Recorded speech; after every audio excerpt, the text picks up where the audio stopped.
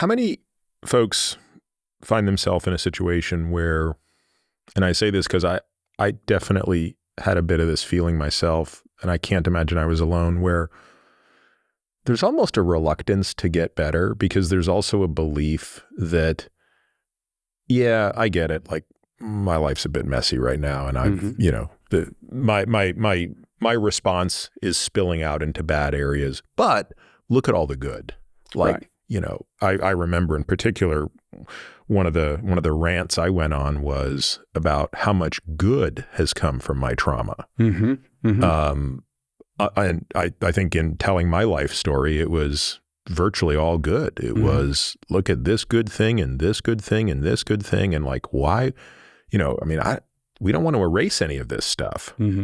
And I suspect you have a number of people who show up, and yes, they're, you know, it sounds ridiculous because on the one hand, there's clearly a bunch of things that are not good, but they're sort of like, okay, but maybe that's a reasonable price to pay in exchange for all this other stuff.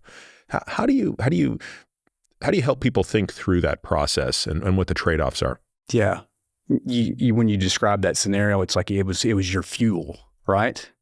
And I'm using the language of parts or guards. I call them guards, these protective parts, these protective adaptive behaviors. And I've looked at many of folks. In your example, it would be, thank God you've got ambition.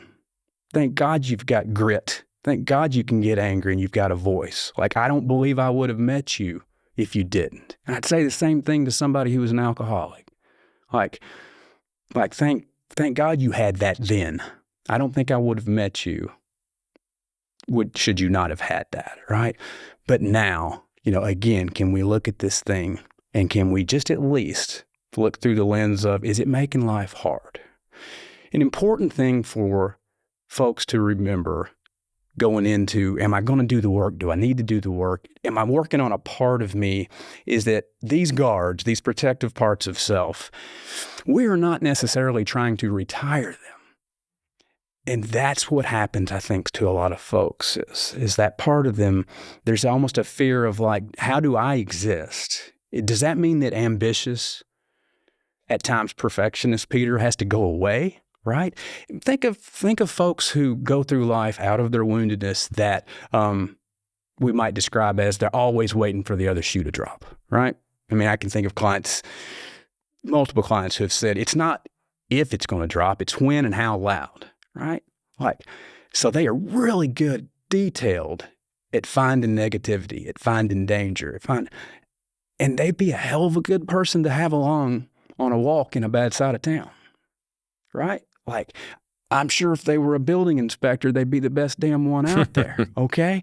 But can you not do that thing when you go home and sit on your couch, right? That's the spirit of, and back to the process and the vulnerability. The vulnerability can get brought up so many different ways.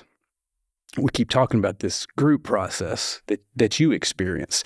There's so many different ways, but the common denominator is the vulnerability is what triggers this protective side, this protective behavior to step in. And when that happens, we can work on it in real time, should that person be in at least consideration of doing something different.